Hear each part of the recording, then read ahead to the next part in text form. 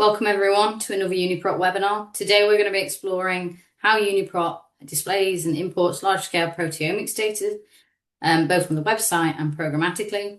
So my name's Emily. I'm a senior curator and project liaison at UniProt. I have a background in wet lab proteomics science, and this is Aurelian, who's our website project lead, who will be helping me with the programmatic side of things today. So our aim for today is to show you where all the data that we import from proteomics is shown in our website, and also to introduce how you can programmatically access this data via our Proteins API. So hopefully you can come out of the webinar knowing where to find proteomics data, how to navigate it and find where that data is imported from, and also have a brief understanding of how to programmatically access this data using one of our APIs. So if you don't know, UniProt aims to provide a comprehensive, high quality, and always publicly accessible resource of protein sequence and function information. We're a repository for primary sequences that include isoforms as well. We mainly focus on physiological protein function, i.e. the normal function of a protein, and include information such as subcellular location, the pathways the protein's involved in, its reactions, its interactions with partner proteins, and involvement in disease, as well as other data that we can get. We annotate protein sequence with feature information such as domains, post-translational modifications, mutations, variants, and many, many more pieces of information. We have access to loads of different structure information, including topology and 3D structures, both shown experimentally as well as modeled. And we also have several data tools to analyze proteins of interest, such as BLAST and multiple sequence alignment. We're a consortium-led resource led by EBI in Hinxton, Cambridge, PIR in the US, and the Swiss Institute of Bioinformatics in Switzerland, and we work together to bring you UniProt. So this is what we're going to cover today. On the website side of things, I'm going to show you how to download a proteome, how we bring in proteomics data into the database, and our 3 different pipelines, which cover the Human Proteome Project, our proteomics data pipeline, which is our original data pipeline, and our PTM modification data that is brought in conjunction with the PTM Exchange project. And then we're going to move on to how to programmatically access this data using Python. We're going to do this using a Google Colab notebook, and we're going to make this code available at the end of this section of the webinar. You're going to set up a working environment, and we're going to show you how to get peptides from the Human Proteome Project for a protein. We're going to show you how to find where your peptides match to a protein using experimental proteomics data that we have in UniProt. And then we're going to retrieve modified residue information for a protein or a species. So we're going to start by showing you how to download a proteome. Our proteomes resource is available on our homepage as well as in the search bar. Generally, it's colored red. So if you scroll down on the homepage, you can see on the right here, this species and proteomes logo. If you click that, you will have a landing page will open and you will have the option to search for a proteome. I've opened the Homo sapiens or human proteome here to show you what a species and proteome landing page looks like. So it will show you its proteome ID, which is unique to that particular proteome, whether it's a reference proteome or not, the number of protein entries inside that proteome, and for human we have 83,500, the gene count that it's mapped to, and obviously taxonomy information, and also Busco scoring and completeness statistics. Some of these proteomes have a written description that describe the proteome and the species, and then below that we have a set of components that make the proteome up. So for human, we have our set of proteomes, our set of chromosomes, and our genomic sessions for those chromosomes. And you can download these chromosomes individually or all together as an organism. In order to download your entire proteome for human, you would click the download tab here, and that opens up a sidebar that looks like something on the right here. And you can select to download in several different formats. If you want to download a reference proteome for your mass spec peptide mappings, you would select FASTA format. That file will give you your protein sequence of your protein and also the UniProt accession information that you can map your proteins to. You have a couple of options here, so you can download only your reviewed canonical proteins. So they're just going to be your canonical protein sequences, or you can download all reviewed and unreviewed proteins that we have for that proteome as well. Something worth bearing in mind for our proteome surface is we've got big changes coming. We've tried to communicate this on social media. You've probably seen some banners on our website. This is one of them. If you're interested in what changes we're making, we have some help pages, and you can also contact us to ask us questions. Please do. We're happy to help you navigate our new proteomes resource. Our final changes will be coming in 2026-02 release, which will be later this year. So moving on to our proteomics data in UniProt, this is brought in through several different resources. We have 3 pipelines. 2 of them are very similar to one another, but essentially all 3 of them map peptides to our proteomes, and then these exact sequence matches are imported to our website, our proteins API, and also our feature viewer. And I'll be showing you how these 3 pipelines bring in different information and how they're shown on the website and how you can access them programmatically. We're going to start with the Human Proteome Project. This is our newest pipeline. It came in last year. And essentially the Human Proteome Project aims to provide mass spec evidence for the existence of every proteome that we think exists in the human proteome. So those data sets are brought in from Proteome Exchange. They're reprocessed and scored by massive and peptide atlas repositories.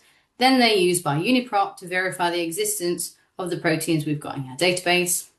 We do this by annotating them with a keyword proteomics identification, and then we set their protein existence level to 1 because we've seen this protein as a peptide, so we're pretty sure it's a protein rather than just at RNA level or at genomics level.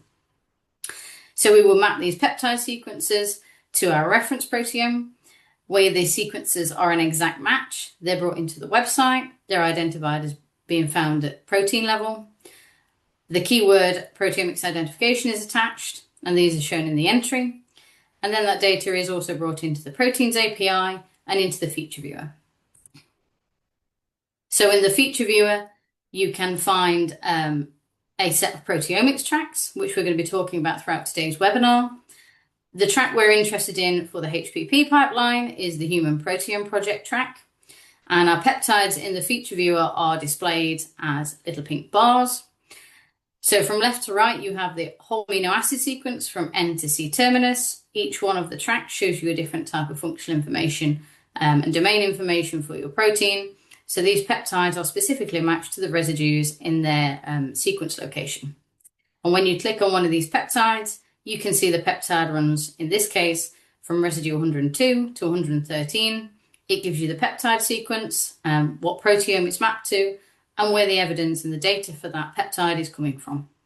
So in this case, peptide atlas and massive.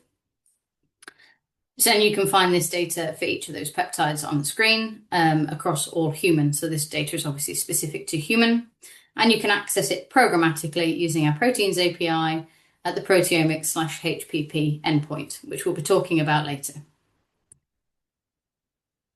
Next, I want to talk about our proteomics pipeline. This is our original proteomics data pipeline that has been in existence for a good few years now. It brings data in a similar format to HPP. So it brings them in from Peptide Atlas and Proteomics-DB repositories as peptides. These peptides are exact sequence matched, but this time against our reference proteomes that have been in silico digested to those specifications on the slide. When there's an exact sequence match, they're then imported into the website and into our API similar to HPP data. So again, we've got existence at protein level and proteomics identification keywords, and they're also shown programmatically and in our feature viewer. In the feature viewer, they can be found in the unique peptide and non-unique peptide tracks. So we do match the pink bars in unique peptide tracks only match to that one particular protein you're currently in. The ones in the purple track for non-unique peptides map to multiple proteins. So bear that in mind when looking at this data. And again, when you click on each one of these peptides, it will show you the residue range. So in this case, 77 to 89, the peptide sequence, whether it's unique or not, the proteome it's mapped to, and where that evidence has come from. So for programmatic access, this is again the proteins API, and it's through proteomics/non-PTM endpoint. For this particular pipeline, we have data for 23 species across multiple kingdoms, which includes human, mouse, several model organisms, as well as COVID. And now I'm going to talk about our PTM exchange pipeline. So this is a collaborative pipeline done in conjunction with ourselves, PRIDE, the Proteomics Repository at EBI, Peptide Atlas, and the University of Liverpool. And essentially what it aims to do is bring in large-scale protein modification data from mass spec experiments into our repositories, and then each of our data sets show this information in separate ways. UniProt shows them in a protein-centric way with the modifications mapped to the protein. So the pipeline is we take manually filtered data sets from Proteome Exchange that are publicly available. They're manually filtered for methods, sample type, and robustness of study. They're reanalyzed and the modified site scoring is done. And according to false localization rate, we have confidence scoring assigned to each of the modifications under the classifications of gold, silver, and bronze. That data is then brought into the PTM Exchange website, PRIDE for the data sets, Peptide Atlas for the modification builds, and UniProt for the protein-specific information. We have data for a range of species and a range of modifications at the moment, and we're still working. So we have phosphorylation data currently in UniProt for rice, maize, yeast, malaria, T. brucei, and mouse, and our newest data set, T. gondii, which we're going to be looking at later. And we also have additional information for human for modifications such as sumylation, acetylation, and ubiquitination. And we're still working on the human phosphorylation build, which will be coming later this year. It's quite a big build, so it's taking some time. Where you can find this data in UniProt, we have two places where you can find this information.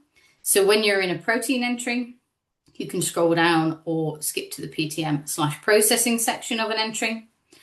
And then you're given kind of like a mini feature viewer graphic and also a table. You can filter this table by type and source of information. So the PTM Exchange data will be modified residue large scale data type. So you can filter for that, or you can filter for the source PTM Exchange. And if you're looking at the yellow bar here, the information this table provides is the position that this residue is modified at. So this is residue 189. The data is from PTM Exchange. It's a phosphoserine that has got a gold confidence score. There is a little eye next to that gold, which you can click and it tells you all, opens a help page and shows you all the methodology surrounding this pipeline, surrounding that confidence scoring as well. And then there are evidence tags, which in this case is combined sources. And if you click that, it tells you more information about these combined sources, the confidence score information. And if you scroll down where the data is from, so in this case, it shows you the Proteome Exchange datasets with their PXDs. And then in the feature viewer, we have two tracks where this data is shown. So in the PTM track, we have the data shown from a view for more biology-centric people. So this shows just the residue that's modified according to their confidence scores. So we have a triangle at the residue position, and that is coloured according to bronze, silver, or gold. If you click on one of the triangles, you get a tooltip that shows you the location of the residue, which is 150, its description, so it's phosphoserine, its confidence scoring, and the evidence of where this data has come from. So in this case, it's got evidence in 3 different data sets. And then for those more mass spec and proteomics minded people, we have it again in the proteomics track. We have PTM containing peptides. So if you click on the peptides, this time the pink with a little navy bar.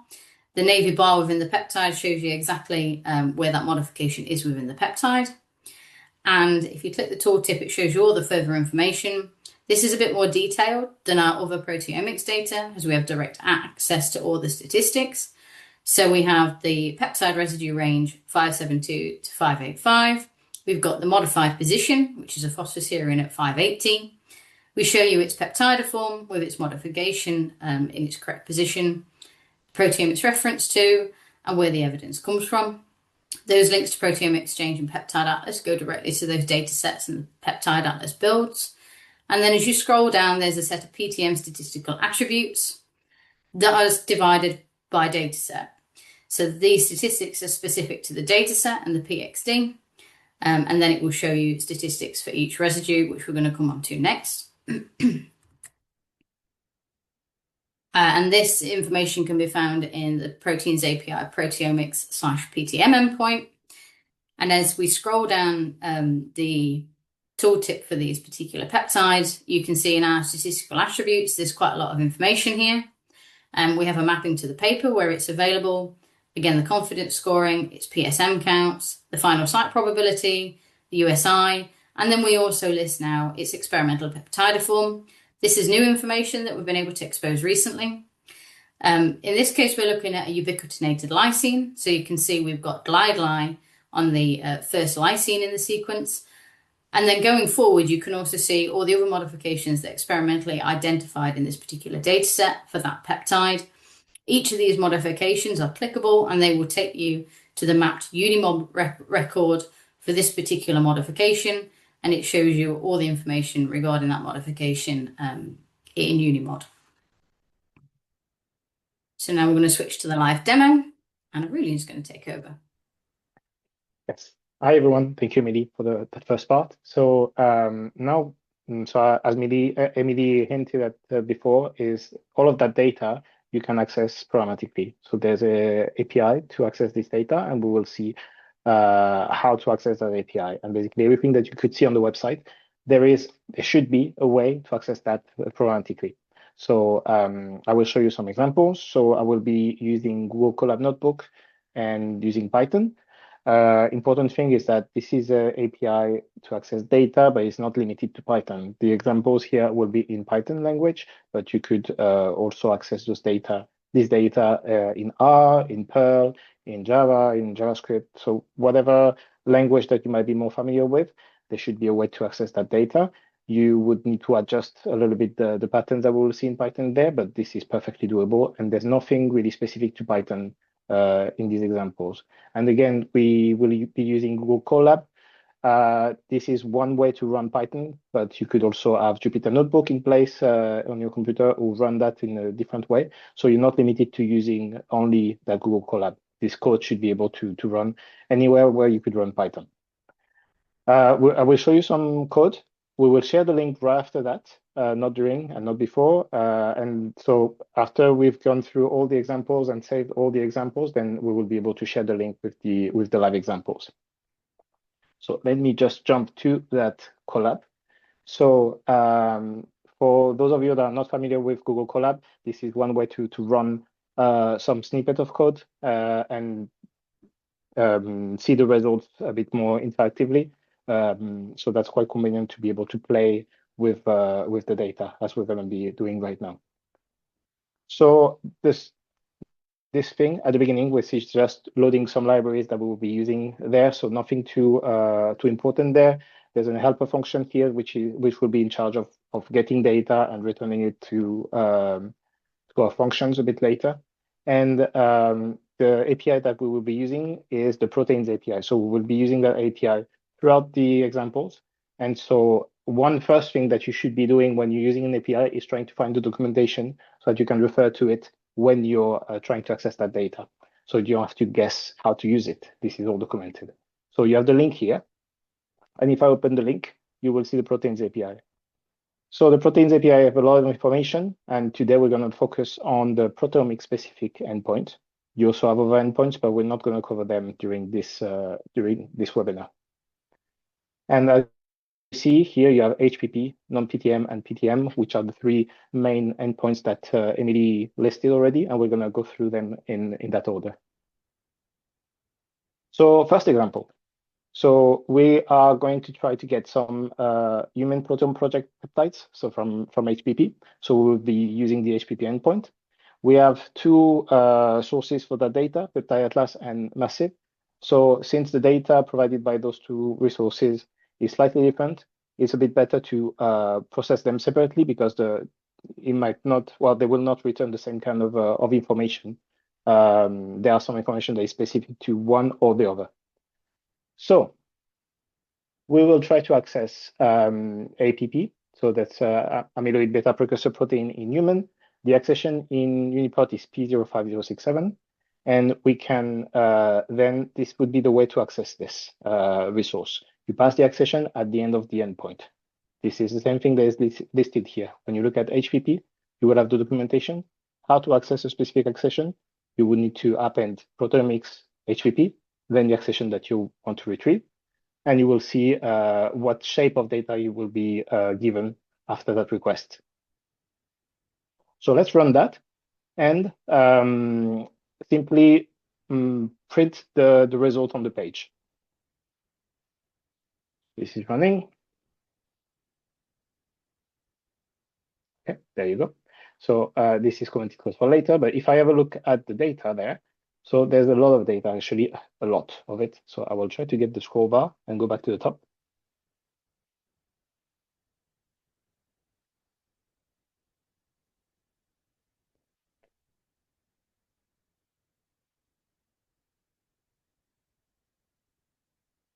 So you can see there's a lot of data. I will try to get to the top. There you go.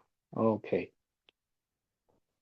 So at the top of the payload that is returned by the server, you will have some information about the entry that you queried. So you can see that this is indeed P05067. You can get the sequence, the tax ID associated with this protein. And then the important things in there, in our case, we will be given a list of features. Since in this case, we will have used the HPP endpoint, we know that these features will be of type HPP. So this is also highlighted in the data there. And in the information, you also have the start and the end of that peptide and some other information.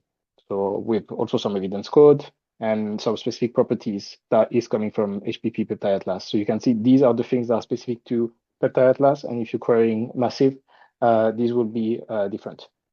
And the peptide itself. So, okay, there's a lot of data in there. So how can I view it in a bit of a nicer way? So now I've seen how it looks like in the data, I can process it. So let's just first see how many features I have. So in that case, that would be how many peptides I have as documented by Peptide Atlas. So if I run that again, you can see that I have 1,418 peptides for that entry. So I will try to display them in a table. Here I'm using Pretty Table, which is a library in Python. This is, you don't need to use that one specifically. If you have another library, or if you want to do that yourself, or if you use another language, there's probably going to be another library for you to display in a table, but I will use that because it's convenient and it's easier to explain.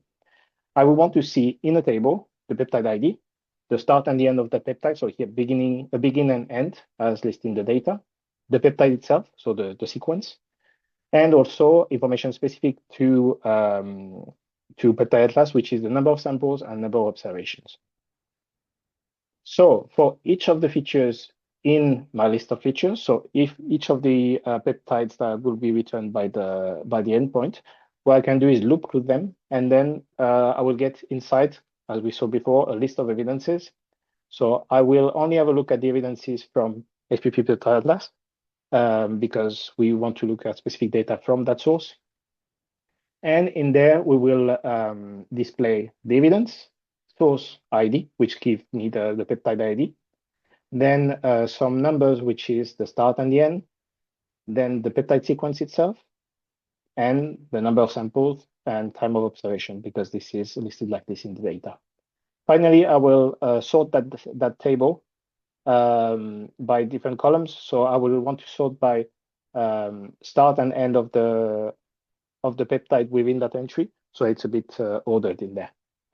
And as we saw, there's a lot of data there. So I will maybe not show all of that. Just for the example, I will only show 25 records. So the 25 first in that table. So let's run that. And now you can see that nice table there with, as we said, the ID, which is coming from that field in that object, in that evidence object of each peptide information, and then start and end of the peptide within that entry, and the peptide itself. And you can see here the number of samples and observation. So that's one way to access the Peptide Atlas data. Then if I have a look at massive data, so that would be, again, the same entry, the same protein, but I will look at specifically information coming from massive. So here, this is a bit different. Here we have, so the same thing at the beginning, IDs, start, end, and the peptide itself. But the information that is specific to that source will be the number of datasets and number of PSMs. So if I run this code, now what I will have is that table again, but with information directly from Massive. And if I look again here, so again, just printed 25 results because I don't want to display all of that. But in total, there are actually 200 results. So with that, you will be able to do post-processing or accessing that data in a better way than just printing it in a table. Okay, let me just continue. So now we are going to use another endpoint, which is the non-PTM endpoint. So when I look at this in the documentation, I will go there and I will have access to those two endpoints here. So the example I want to use is I have a one peptide or two peptides or multiple peptides, and I want to search within the database which entries contain that peptide. So usually when you would want to access this information, you would be working with a specific taxonomy, not with the whole taxonomy available in UniProt. So one good practice is usually to set the tax ID to the right value. So here 9606, because I know I'm looking to human, and that will reduce a lot the number of results. Otherwise, you might get results that are not from your organism of interest. So how do I know how to set that? Tax ID, peptide. So again, I look at the documentation. You can see the parameters. And so I can set the tax ID, so they will filter by specific tax ID. And I can search for specific peptide with that field peptide. You can see they have to be comma separated, and I can only search for up to 20 peptides at the same time. So this is a limitation. If you want to search for more, that's a good thing about programmatic access. Then you would do that multiple times in the loop and then process that result multiple times. So here I am with my tax ID 9606 and those two peptides. So let's have a look at the data that's returned. So in that case, since I'm not trying to access one specific accession, but I want to have a list of accessions, what I will get is directly a list. That would be a list. And inside you have these objects with the accession information and also the features, again, that are associated with that protein. So here I actually have two of them. So let me just display that in a nicer way. Again, with that table rendering library. Run that again. And now, so if I have a look at if I display the accession from that entry information and also the entry name, and also the source, so the peptide has been found in that entry, but who provided that information? In those cases, that was Peptide Atlas that provided it and gave it those two IDs in there. And where they are in the protein, so in that first protein, TX13B, I will have that specific peptide starting at position 187, and that other peptide will be in another entry, which is TX13A human, and that will be starting at position 376. Okay. Now I want to find all the modified peptide for a protein. So let's go there. So now we will be using the PTM endpoint, which is the third endpoint available within the proteomics endpoint. Again, the documentation is listed here, and you can search for PTMs or you can access a PTM for a specific accession. In this case, what we'll be doing is accessing it for a specific accession. So I will add the accession there. I'm using a different example. This is ROP3 neck protein 2 in Gondii. And I will be filtering by a confidence score, which is one of the confidence scores that Emily listed that you can see on the website. You can see gold, silver, bronze. So here I will be only looking at the gold. So how do I know, again, how to look for that? It's actually documented in there. You have all the parameters, and here you can see confidence score, and I could search by bronze, silver, and gold. So this is documented here. I don't need to invent it. This is listed in there. So if you have any doubt, always refer to the documentation. Now, again, I'm printing the data as returned by the server. So not in a table or anything, just to have a look at what data will be there. So you can see a big list of features, in that case, of type proteomics PTM, and in there, again, peptide information and PTM information on that peptide. You can see a position. So this is the position of that PTM within the peptide. So if you want to have a look at that position within the full entry, you will need to do a bit of calculation, which is what we'll be showing here. And you can see here the confidence score and some other scores that you might be that you might want or you might need. And you can actually, if you use the website and open the tooltip, you will see that this is actually the exact same information that you have on the website, but here you access it programmatically. So it's a bit easier if you need to process the full list of entry than having to go click on the website to in all the features within the feature viewer. So let me put that in a table again. Okay, so what do I display? Here I will display the residue position. So that would be within the full protein, not within the peptide. So we will see the calculation for that. The modification itself, what type of modification has happened at that position, the confidence score, the final site probability, the dataset ID, and the PubMed ID corresponding to that information. So again, some loops to have access to that data.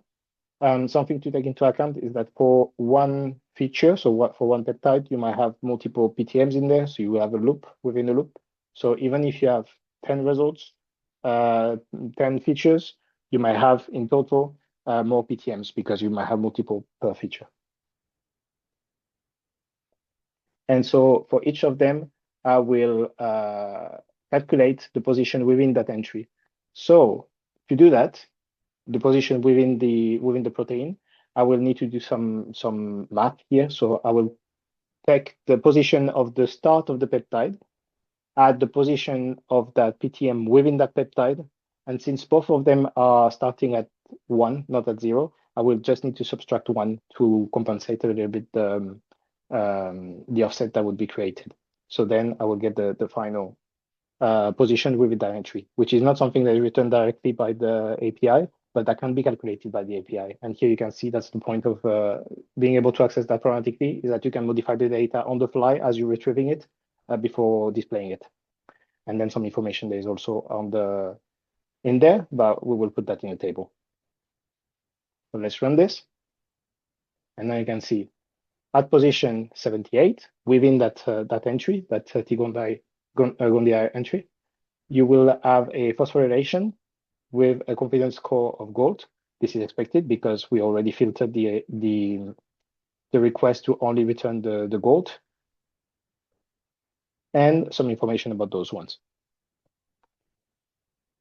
Okay, and now let's go a bit further. So this was only one entry, so one protein within T-Gondii. Now let's just query every protein within T-Gondii. So this is the taxonomy ID that corresponds to that species. So now I will use the search endpoint, which is that other one. So this was to access the information about one specific accession, and this is to access all of the information available. So again, you can filter, and in that case, I will filter by specific taxonomy ID. And just because there's going to be a lot of it, to be able to run that easily in there, I will limit that to only 10. So I will only return 10 entries within that taxonomy. But then you can see there's another example below that will show you how to access the data for the whole proteome of that the taxon. So again, also filtering by confidence score gold. So you can see that it will return me some data in there in the same way, phosphorylation and all of that is there. So let's put that in a table.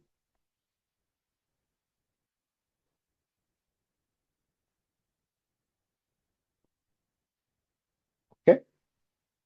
So In that table, I will have the same columns I had before with the only addition of the accession there, because obviously, since you have peptide coming from multiple entries, multiple accessions, multiple proteins within that taxonomy, I will also want to see which protein it corresponds to.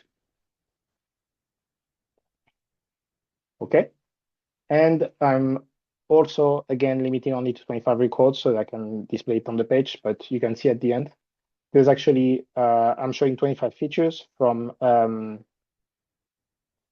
204 that is returned by this endpoint across 10 entries. So I have requested 10 entries, and on those 10 entries, I will have 204 features. So you can imagine if I request that against the whole taxon, there will be more. And you can see the same information with the addition of accession. But since it cut at 25, then you don't see the others, but they are there. They are available. Okay.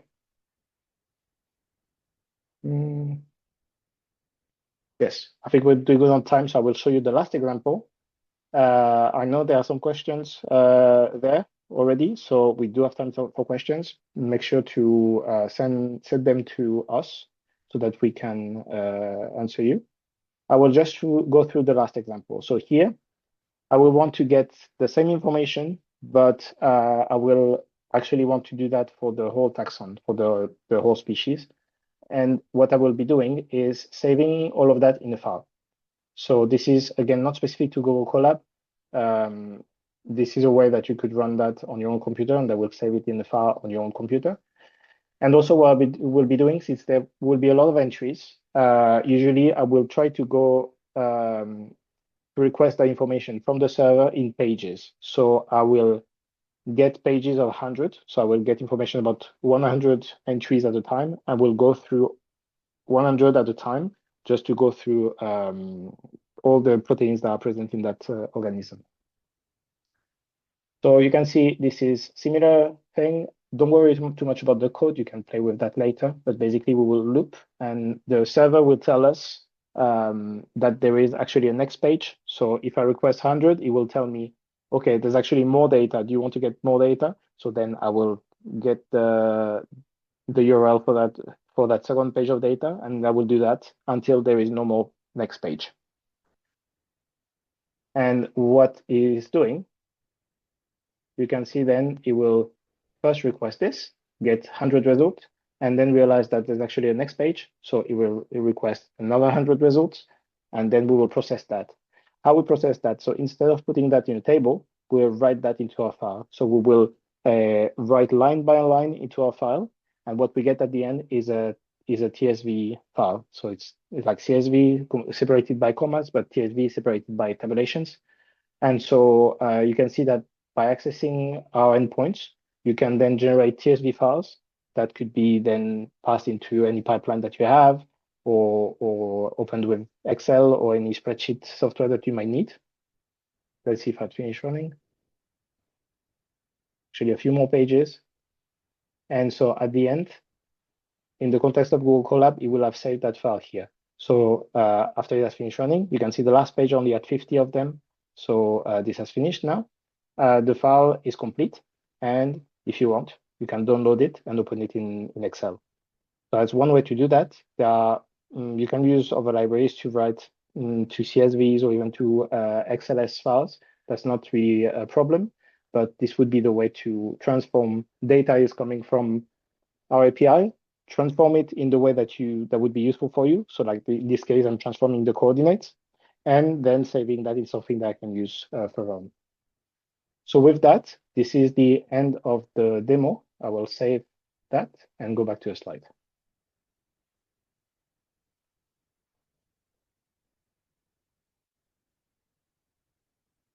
Okay, and so this is the link for the demo code. You can also scan that QR code on the page at the moment. And I think Emily, you should have also sent the link on the chat, so you have that available now. And I want to highlight also that we have a recorded webinar on the ABI training page called Accessing UniProt Programmatically for Students. So that could be also a good way to see how to access different data, not just proteomics data, but all the kind of data that we have in UniProt there is another training recorded and available for you. Emily, do you want to take over for the end? Yep. So you've got me again. Just to finish the last few slides. In your chat, I put the Colab link, so you can view that now. And there's also some links to our webinar series. So that will be recorded webinars from the autumn and our up and coming live webinars, and the Accessing UniProt programmatically for students, and also a guide to UniProt for students, which is kind of like the basic overview of what UniProt is and what we do and how to use our website. So I'd like to thank our funding partners, who are multiple institutes of the NIH, as well as MBOR, Open Targets, and CERI. We are quite a big consortium across all 3 sites here in Cambridge, UK, in America, and in Switzerland, across both curation and website development teams, as well as production and various key staff there as well. We have loads of help and training facilities. So on our homepage, we have a kind of a whole banner section of help and training. We have a live webinar series that's highlighted with that red box. If you click on that link, it shows you everything we've been doing in this series from the 2nd of October. It finishes in May. So keep an eye on there for up and coming webinars, as well as our recordings. If you click the tutorial and videos section, that will take you to our YouTube channel, where all of our webinars are recorded and available to view for free. Our online courses section takes you to kind of like a written tutorial on the MBOR EBI training site. So if you learn better by going through something and reading something, our basic introduction to all things UniProt is on there, including how to use our tools and analysis pipelines. All 3 of our consortia sites have their own training facilities for all the resources that they harbour, as well as UniProt. And we always have help pages. So there are little eyes all over the website. And if you click those little eyes, you're going to get the help page most relevant to the section you're on. And if you open the help tab, you can do a search in there and look through our help pages. If you get stuck, please contact us. We have a little contact us envelope in the top right of our website at all times, as well as in the help centre. That goes direct to our help desk, and someone will get back in touch with you, or it'll be forwarded to the correct team within UniProt to respond to you. And we're also on social media. So we're on LinkedIn and X. All our website updates, new features, new data, and breaking changes are advertised on there, as well as our webinars and a few bits of interesting biological information as well. So we've got up and coming webinars all the way through till May. Our next 2 are on the 5th of March. Me and Aurelian are going to be looking at advanced programmatic access to UniProt using Python. So this builds on our access for students that we did in the autumn.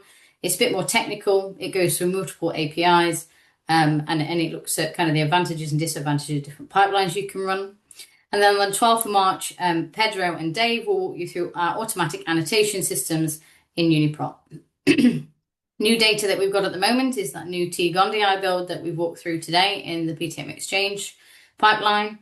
We've got a GoCam visualization in the functions section of our protein entry, and we now also have ortholog and paralog information from the Alliance Genome Resources database for our model organisms.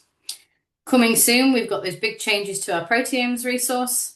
Please check our forthcoming changes notes and the banners on our website for information. And our next data release is expected in early April, which will be 2026-02. Thank you very much for listening. AJ.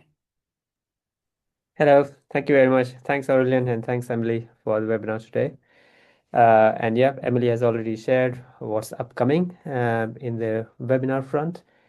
So there are a few questions open. There were a few questions already and which were answered in the Q&A chat box. I'll share these questions and answers with you in my email as well. So first question is from a plant researcher, and I think there was another question about the plants data in UniProt. So I'll read this one. Is this proteomic pipeline available for plants? So while I'm talking, Aurelian, do you want to go back to that Swagger documentation and put our metadata endpoint up? So this is for everyone, I guess. So each of those 3 pipelines only have access to specific data sets. The data is loaded into the pipelines, and then they're essentially static and mapped against our reference proteomes. So it's all experimental data. They will all have PXDs. They will all be mapped back to the PRIDE and the proteome exchange data sets. Depending on the pipeline, we have different species. So HPP, obviously human. For the PTM exchange pipeline, we have the builds that we've built. So with plants, we have rice and maize. We're still working on Arabidopsis. That's not available yet. That's in the very early stages of working on it. So don't hold your breath. For our proteomics pipeline, our original pipeline, I say we've got 23 different species, and we do have plants in there. Arabidopsis is one of them. This metadata endpoint will allow you to search through all three of our pipelines to see what we've got in which pipeline and what type of data it is. So if you look at this metadata endpoint, you can put your tax ID of interest in there. So if you type in 4577, Aurelian, because that's more interesting than what you were going to put in. That's the one I know by heart. I know. So that's fine. Yeah. So that's maize, basically. Yeah. And you want to if you filter by hit anything else? No, we're just going to go for tax ID. Okay. We keep it simple, and that's going to show you the data that we have in our proteomics pipeline, all three of them for maize. So I believe we've to highlight that you don't necessarily need to have the code running in a Colab to be able to test that. So just by playing with the documentation, you can add that. It will run the code for you, and then you will get the information there. Sorry, go ahead, Emily. No, exactly. So this is a really cool endpoint because we've got so much data, it's hard to know what we've got sometimes, and it's updated regularly, but not at regular intervals, if that makes sense. It's updated when we've got the data. So it's really useful to try this. So we've put maize's tax ID in there, and you can see we've got PTM exchange data from Peptide Atlas and the UPID, the proteome it's mapped to as well. But if you were to put something like human in here, you're going to get results for all three pipelines and various types of data because you've got different modifications in the PTM exchange pipeline. So regardless of the species you work on, that's a useful endpoint for you to know. Because, say, we've got quite a bit of data in there for different species now, and we are forever trying to expand that. Yeah, AJ, next question. Great, thank you. All right, so the next one is how this proteomics analysis can be correlated with the WGS analysis. For bioinformatics, yeah. So all these pipelines, I'm going to also return to another question. I typed the answer. So we don't use, all these pipelines are experimental data. Experiments have been run by, people in the wet lab. They've run their experiments. The data's probably been reanalyzed by, in the HPP pipeline, and each pipeline's been reanalyzed a slightly different way. And then it's brought into UniProt. It is still primary experimental data. It is brought in with stringency and accuracy. So there's no open search. We're not looking for weird and wonderfuls. We're not looking for rarities. We are looking for, does that exist? Yes or no. Simple. That data, you can then download all that data. We've showed you how to do some of that today and run that analysis however you would want to run that analysis. Obviously, our proteomes are built with genome contigs and builds in mind. So from a reference proteome point of view, we do build that with genome assemblies in mind. But these experimental proteomics pipelines are experimental data. The data is there for you guys to go and do your analysis. We don't back map it to any other builds apart from our reference proteome. And we don't extend any search parameters when we bring this experimental data in to identify anything out there, I guess. Right, great, thank you. We don't have any more open questions, but we still have a few minutes. If anyone has any question, you can add. Yeah, or you have a comment? Yeah, maybe I just want to go back to that question that I replied during the presentation a bit quickly just by linking to the help page. But I don't know, Emily, if you want to detail a little bit more what BUSCO is and maybe at the same time CPD is. You don't? Okay, so that would be all detailed on the website, on the help article. This is a way for us to assess the quality and the completeness of the proteome. And that can be also, this is available for you if you want to do some assessment on the quality of the proteome that is there, because obviously this information might be useful for some pipelines if you want to choose between different proteomes. We do that choice for you by presenting some reference proteome, but we also have other types of proteome in the website. So all of that is available. And when we have some scores that you might be that might be helpful to you to use, and then we will expose that. So this is the BUSCO score and the CPD score are available there. I've also just linked in our tools webinar into the chat. So Antonia ran a tools webinar at the beginning of the year. The recording is available online. She goes through BLAST and Align and ID mapping and our advanced search functionality. So if you want to know how to effectively navigate the website, and those advanced filtering terms can be used programmatically as well, because it's essentially the same API. That's really useful to go and have a look at that webinar. And then I say she does a run through of BLAST and our Align tools as well as ID mapping. So for anyone interested in them sorts of analysis, please go watch that webinar. And that's on that webpage as well as on our YouTube channel as well. Very good. Thank you. One question just came in. Why there are some protein sequence redundancies in SP plus Tremble database for a species? Is it because of isoforms? So if you look, you will even find this in human and mouse, to be fair. So if you do a search for a protein name and restrict it to mouse, let's say, you're probably going to get a UniProt entry, and then you're going to get a couple of Tremble entries that are linked to that as well. We bring these sequences in through a set of reference genomic sequencing databases. The sequences come into UniProt, and then they get made into Tremble entries first. So they're known as our unreviewed entries. So you can see you can filter on the left here for them. Tremble's got like a little gray icon. There you go. So they get brought into UniProt, and then generally speaking, they get turned into reviewed entries by curators such as myself. We add data, we add papers. If you search for a protein entry and you see you've got like kind of like a reviewed entry at the top, and then underneath you might have a couple of unreviewed entries, the sequences might even match, or the Tremble sequences might be fragments. So I guess in that sense, we do have a little bit of redundancy there. And essentially when a curator will then look at that reviewed entry again, they will look at the unreviewed Tremble sequences and say, can these be merged in? Are they isoforms? Are they sequencing conflicts? Are they fragments that match and they're just kind of the end of the protein or the beginning of the protein? They will slowly get merged into the reviewed entry. So yeah, here you can see for APP, that's probably going to be looking at the length of the sequence in the column there. Yep. Some of that's going to be isoforms, and those at the bottom are probably going to be fragments. So again, slowly these will eventually get cleared up.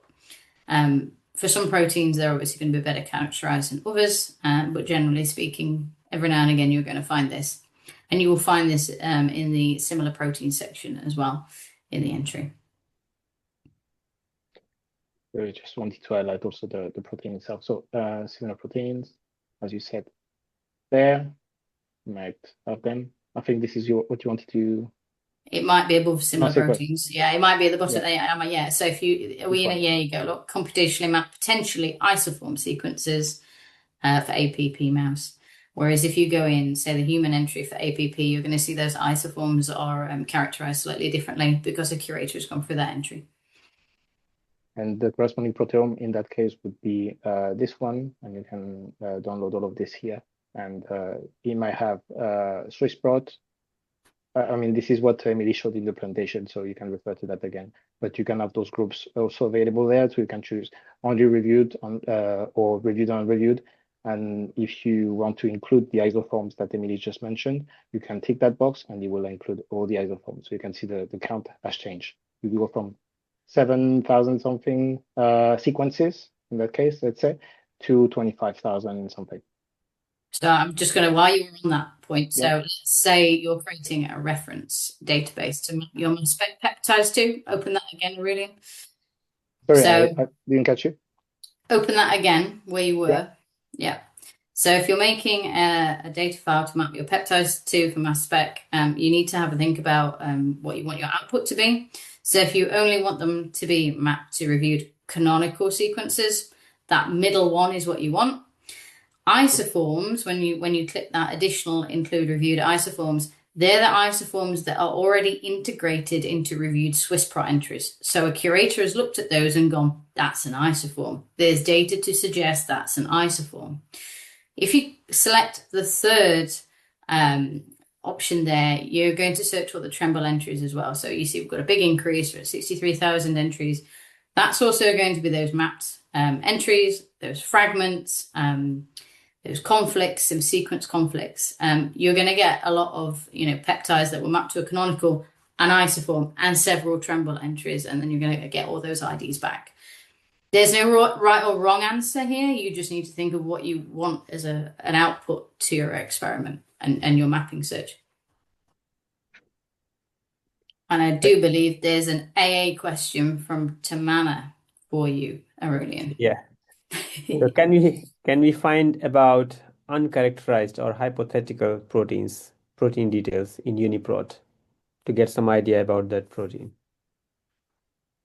I'm not sure exactly how find about uncharacterized or hypothetical. Yes, I mean you will have all the known proteins in UniProt, so some of them might be uncharacterized or hypothetical. They would tend to be, I believe, in the unreviewed set usually, because obviously they are in that unreviewed set because they're like I'm sorry, they lack curation or they lack papers associated with them, but you can find them there. So if you have a sequence that you believe might be uncharacterized or hypothetical, you could, for example, look for it in the dataset by blasting against it, and you will see some information. Sometimes there might be a bit of information that have been generated by automatic annotation pipelines. So you could see that those pipelines in the March webinar that Emily highlighted. So those proteins would tend to be, would try to annotate them this way.